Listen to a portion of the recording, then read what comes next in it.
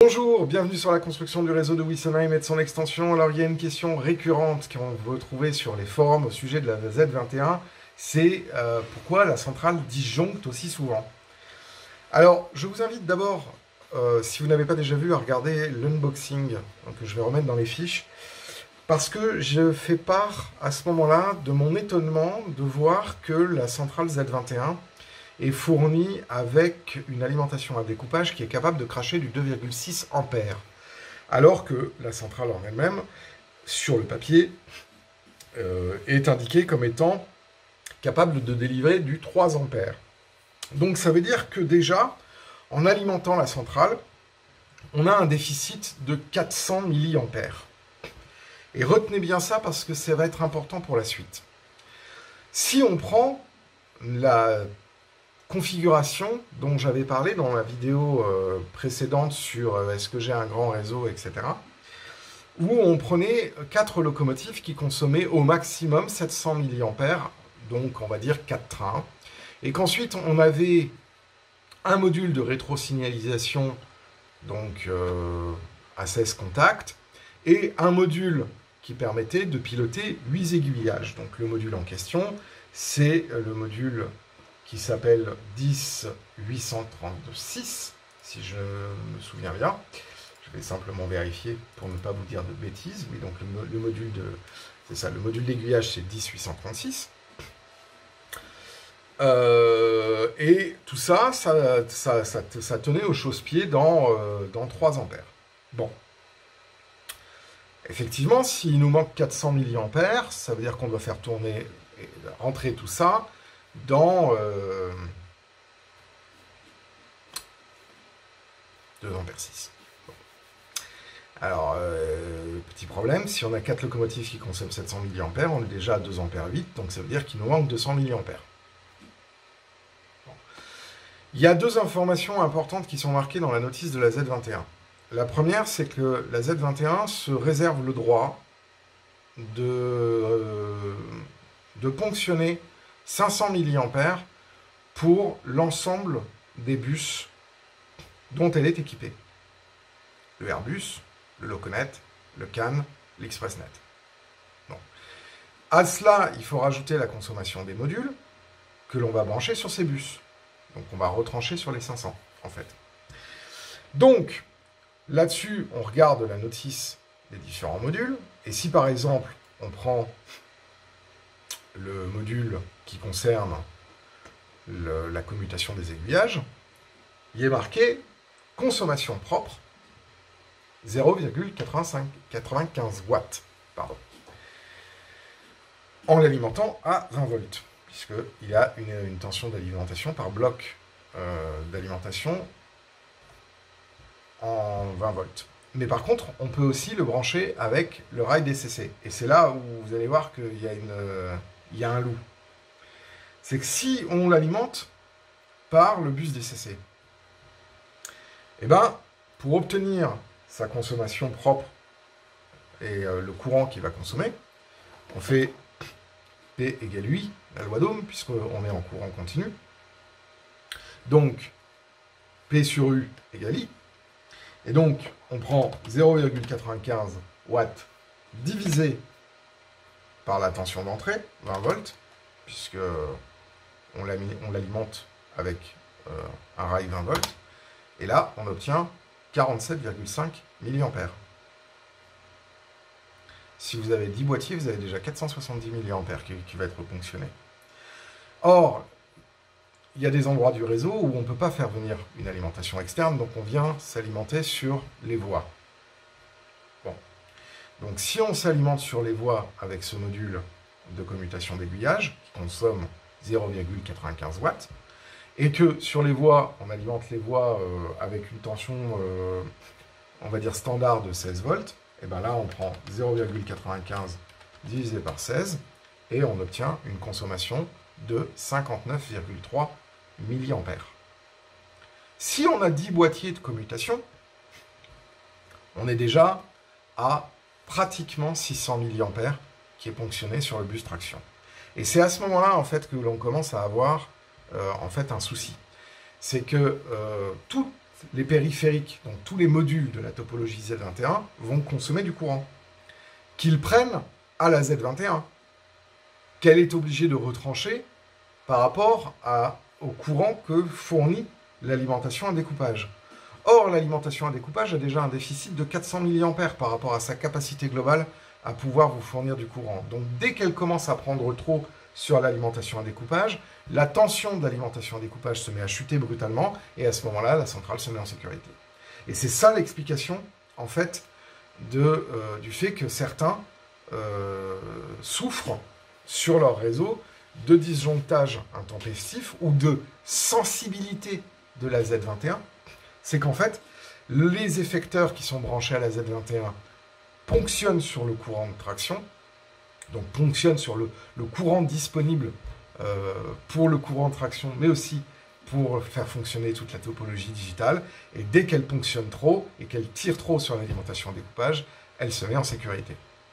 Donc la première des choses à faire quand on installe une topologie Z21, c'est d'abord de comptabiliser tout ce qui va être connecté à la centrale. Et là, vous commencez à voir venir un autre phénomène par rapport à ce que je vous avais décrit sur les grands réseaux. C'est-à-dire qu'effectivement, mettons que vous avez 10 boîtiers de commutation d'aiguillage que vous alimentez par praticité, en fait, parce que vous ne pouvez pas apporter un bus 20 volts partout sur votre réseau, vous ponctionnez directement sur les voies. Et bien, vous allez avoir 600 mA pour les aiguillages. Mais ensuite, après, vous avez aussi 10 modules de rétrosignalisation, parce que vous avez un réseau qui est quand même conséquent. Donc 10 modules de rétrosignalisation, ça fait 80 cantons, hein, quand même. Donc là, je me mets dans la position d'un grand réseau, aux yeux de Rocco. Hein. Je ne vais pas revenir sur la démonstration, elle a déjà été faite. Donc là, ça veut dire qu'à nouveau, vous allez avoir peu ou prou 500 mA qui vont être ponctionnés à la centrale. Donc déjà, ça veut dire que vous avez déjà 1 ampère sur les 3 ampères qui est pris pour ces effecteurs. Puis si ensuite, après, vous venez rajouter de la signalisation. Alors la signalisation, ils sont gentils, ça consomme moins que les effecteurs et la rétrosignalisation. Ça consomme à peu près, pour 10 boîtiers de commande de signal, vous allez être à 250 mA. Donc là, ça veut dire qu'on est déjà à 1 ampère 25 ou à 1 ampère et demi. Alors on va prendre 1 ampère et demi, ça veut dire que déjà vous avez la moitié du courant que va fournir la centrale qui est ponctionné par vos modules. Mais c'est pas tout. Vous avez peut-être une Multimos ou un jog type LH90 de Lens ou LH101 de Lens qui est connecté sur votre bus ExpressNet. Et là, c'est plus la même chose, parce que la Multimos, alors ils ne le mettent pas officiellement dans leur doc, ils sont un peu coquins, hein, cher Rocco. Hein. Mais par contre, on sait combien consomme la LH101. La LH101, elle consomme 675 mA sur le bus ExpressNet. Donc ça veut dire que au 1 ampère et demi, on va estimer en gros que vous allez avoir à nouveau 500 mA qui va être pris par Multimos ou par souris de commande, jog de commande. Donc si vous avez deux souris qui sont connectées sur le Xbus, donc le bus ExpressNet, bah vous allez quasiment avoir 1 ampère qui va être pris en plus de tous les modules. Et donc là, vous n'avez plus 3 ampères, vous n'avez plus 1 ampère et demi, vous allez avoir 500 milli. Parce que bah, vous avez déjà 1 ampère et demi qui est consommé, plus 1 ampère, ça fait 2 ampères et demi, plus 500 milli. Et là, il va commencer à y avoir un petit problème. Parce que effectivement, sur les voies, bah, la Z21, elle va essayer de ponctionner au maximum de courant sur la petite alimentation à découpage qui est fournie. Et l'alimentation à découpage, à un moment donné, je peux plus, je peux pas. Voilà. Alors là, j'ai pris des valeurs qui sont un peu larges, parce qu'en fait, à mon avis, la Multimos doit consommer un petit peu moins. Mais en tout cas, c'est une information à prendre en considération. Dans les faits, quand on est dans une topologie normale, et je reviens sur ce que j'ai dit, c'est-à-dire 4 trains, un module de commutation d'aiguillage 10-836, un module de rétrosignalisation non CAN, je ne me souviens plus de la référence, mais c'est pas grave, donc il vous sort 16 entrées de rétrosignalisation, votre centrale et votre Multimos plus vos 4 locomotives, vos 4 trains, bon, ça passe. Ça passe. Il ne faut pas que vos locomotives soient toutes à 700 mAh de consommation et que vous ayez trop d'éclairage. Sinon, ça disjoncte. Et là, à ce moment-là, bah, il faut prendre un booster. Vous voyez, là, il y a une petite subtilité qui vient légèrement amender ce que j'ai dit dans la vidéo précédente, parce qu'effectivement, je n'avais pas parlé dans la vidéo précédente, quand je faisais la description des briques, que la première brique, elle servait à alimenter toute la topologie. Moralité, pour les modules qui l'acceptent, donc c'est le cas du module de commutation des aiguillages. Si vous pouvez alimenter votre module avec une alimentation externe et pas le ponctionner sur votre courant digital, vous allez économiser 500 mA pour 10 modules, ce qui est non négligeable parce que le courant digital coûte cher. Pour les modules qui sont auto-alimentés, c'est-à-dire qui sont alimentés par comment s'appelle la voie, parce que vous n'avez pas le choix, c'est ce qu'on appelle des modules passifs. Bon, bah là, il faut trouver un peu la solution pour éviter de trop charger la centrale. J'essaie de retrouver la valeur du module passif parce que c'est...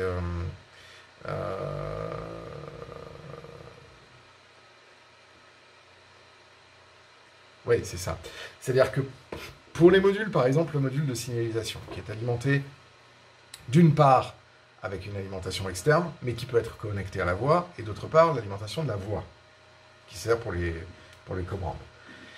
Là, préférez utiliser des alimentations externes pour ces modules, ça vous permettra d'économiser du courant digital de votre centrale et la capacité qu'elle pourra délivrer sur la voie.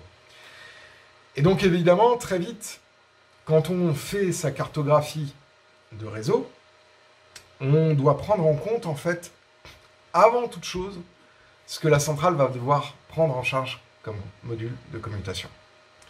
Parce que il se peut, si vous avez un grand réseau, que la centrale, une fois qu'elle a alimenté tous ses modules, bah, elle n'a plus rien, ou quasiment plus rien, à fournir, en fait, pour le pilotage des locomotives.